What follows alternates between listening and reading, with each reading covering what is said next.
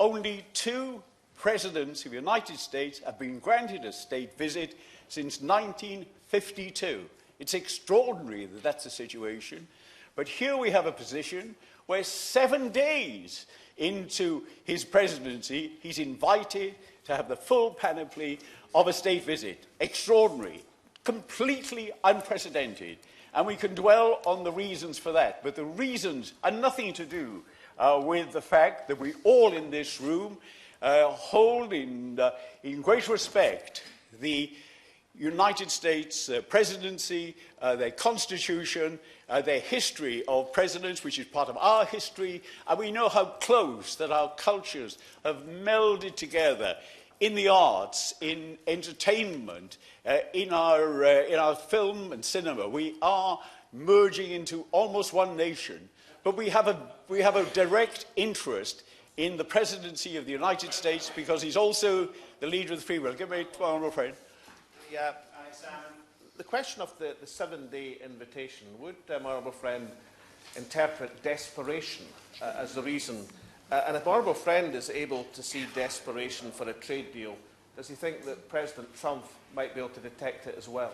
Yeah. The word comes to mind when we think of the circumstances of our beleaguered Prime Minister, that she's there with this great predicament of being the bridge burner, destroying the bridges to us and Europe, and knowing the possibility, we're told there's Brexit bumps in the road ahead, but it might turn out to be a Brexit sinkhole into which our economy might plunge in free fall. But she had a difficulty. Can the bridge burner be the bridge builder? And of course she made an attempt to present herself as someone who was going to act as the link between the presidency and Europe, and quite rightly, the president of Lithuania pointed out we don't need a link because we're in constant contact with him through his incessant tweets. But that's country in the whole of the world that sacrificed the blood of its daughters and sons for the democracies in other countries than the United States. And there's no question of any disrespect towards that country. But there's a great feeling of concern which welled up in this petition. The day after the inauguration, 2 million, mostly women, marched on the streets of America. 100,000 marched here in this country. And it was an expression of fear and anxiety that we had someone in the White House wielding this enormous power. The power was enormous, but unfortunately, the intellectual capacity of the president is protozoan. We are greatly concerned about the actions that he's taken. I mean, extraordinary actions, blundering into frozen conflicts around the planet in a moment that needed delicate handling, that needed the microsurgery of decisions taken in the past by statesmen.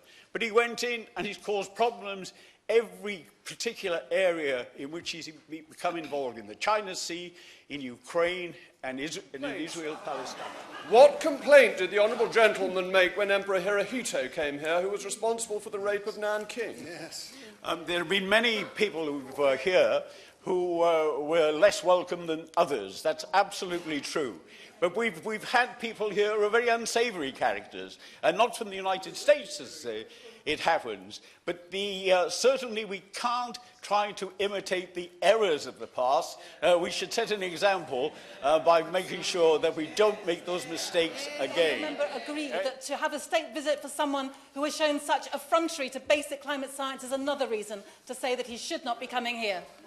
It's extraordinary that Trump, from the cavernous depths of his scientific ignorance, is prepared to challenge the conclusions of 97% of the world experts on this matter. It's a bad science, conspiracy theory conclusions that he makes on what is, apart from the nuclear issue, probably the most important issue of our time.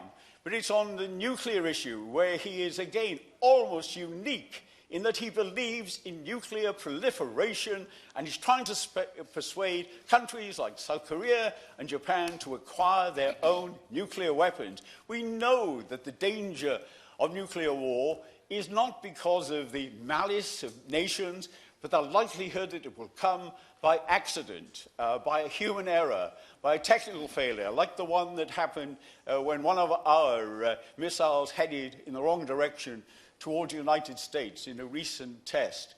And the more nations that have nuclear weapons, the more likely it is that there will be that problem that will emerge and we can be plunged into a nuclear war. If we look at the question which the petitioners put as a main point, is the situation as far as Her Majesty is concerned. And a former permanent secretary of the Foreign and Commonwealth Office, Lord Ricketts, reacted to the invitation by arguing that there was no precedent for a US president to visit in his first year of office. Quite right. And he said it would have been far wiser to see what sort of president he would turn out to be before advising the Queen to invite him. Now the Queen is put in a very difficult position. And I believe for that reason alone that we should consider this, and the government should consider this with a bit of humility to decide what the action should take place and change the invitation to one for a visit, not a state visit. I can wait to the gentleman. Queen's being put in a difficult position. And I know what a great fan of the monarch he is, and indeed he probably has weekly chats with her. What did she actually say to the honourable member to lead him to believe that she found it difficult? Not allowed to do that. No. Not allowed to. No, you can't. Dragging the monarch into this debate. All right, colleagues? Mr. Flynn.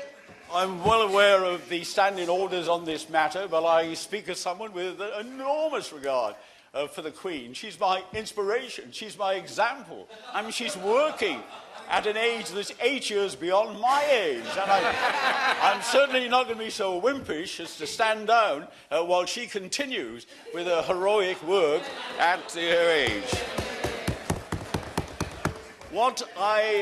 Our main concern, we're in this position now of surrealism, of an Orwellian world that's unfolding before us, where the theme that has been put forward by Trump is that lies are the truth, that good is bad, that war is peace, that fantasy is fact.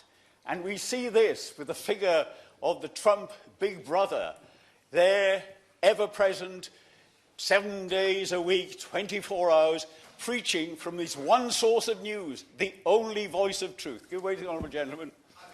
The gentleman for giving way. But would you not agree with me that there is something, I mean, even though this ban is clearly completely absurd, there is something quite refreshing about a politician actually doing what they said they do before they were elected.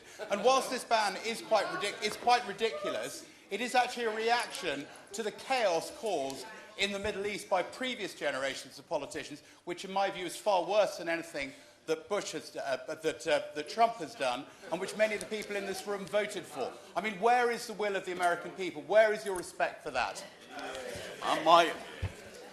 The will of the American people has changed rapidly within the last 7 days. The position now, get the facts. The position today is that Trump's standing is minus 18. That's precisely the level of support that was held by Richard Nixon on the day that he resigned his presidency. He's on a rock bottom. He's the least popular American president in this country, ever. Go through the figures. And he's down on a level of approval that's low, and quite rightly so. But we are doing, and what this meeting here today is doing, is taking notice of what the public says. And we're not going to be in a position where we ignore public opinion or we seem insensitive to democratic decisions. That was the reason that many of us, with heavy hearts, voted for Article 50 last week. We can't allow that gulf to appear in this country, as it happened in America, between the politicians and what's seen as public opinion. And if that happens, that led to the election of Trump. And if we don't ignore what's been said in these petitions and take action from them, they'll greet us with the same cynicism, and they'll see us as distant and look for people to be elected who are non-politicians. That's a great overarching topic on Brexit and on this issue. Andrew Rawnsley, a very distinguished journalist, has something to say about the position. He said, some ministers mutter that the big mistake was to issue the invitation to make an early state visit to Britain, a notion conceived as a way of flattering his colossal vanities. At the very least, it would have been prudent to wait before rolling out the royal red carpet, pimping out the Queen for the Donald Trump. This apparently is what they meant by getting our sovereignty back. The words of Andrew Rawnsley that I'm quoting there. But within the views that have been expressed about the appropriateness of a state visit for the President, there lurks too, I would argue, a fundamental principle that members of this House should consider very seriously, and it is the principle of freedom of speech. President Trump was democratically elected by the American people under their own constitutional system. To have strong views about him is one matter, but to translate a difference of opinion into a demand to ban him is quite another. And given the understandable questions on certain policy stances which arise with any change of government, it's prudent for us to work closely alongside the United States as the new administration charts its course. And already we see the importance of that engagement with the Prime Minister's early meeting with the President, eliciting key commitments on NATO, echoed by the Vice President in Munich on Saturday, and laying the groundwork to establish a swift post-Brexit free trade agreement. And, Mr. Turner, further constructive engagement will be helped by a state visit. Mr. Turner, in February 1917, a century ago, The Spectator magazine published its view on the United States and the UK.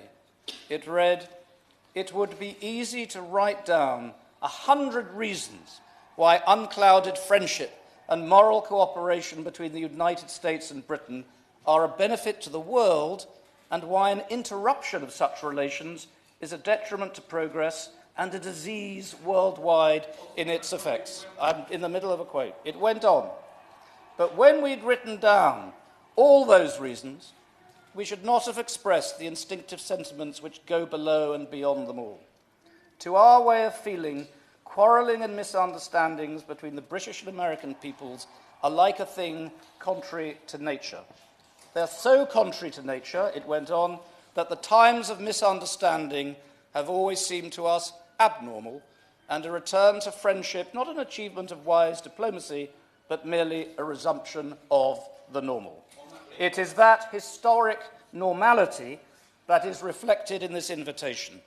This is a special moment for the special relationship.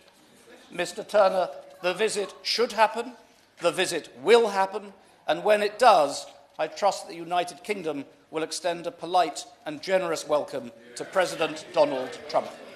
Paul Flynn. Extraordinary event, and the Petitions Committee and the system petitions here has come of age in this debate. How can we have such a situation where the Minister has given his carefully manicured press a civil service briefing, when outside we have a Greek chorus of disapproval in his case, but we are expressing the voice of the people, and a thunderous voice it's been. Just one point I'd like to make is that I believe the debate went off the rails at some point when a number of members suggested that petitioners were asking for a ban on President Trump. Not one of them are. Not one of the 2 million people are asking for a ban. In the large petition, they're asking for it to be downgraded from a state visit here. And that's the whole point, that by giving this rare accolade of a state visit to President Trump, the implication is that we approve of him and his policies. It's fine to have the President here. It's fine to have a visit on business. There's no objection to that. But this committee today has proved by this marvellous debate that we've had, that we are reacting to the voice of the people, to the anger and fear that's outside, and it's a good day for Parliament. The question is that this House has considered e-petition 171828 and 178844 relating to a state visit by President Donald Trump? As many as are of that opinion say aye. Aye. To the contrary, no. No! I think the noes have it. The noes have it. Order, order.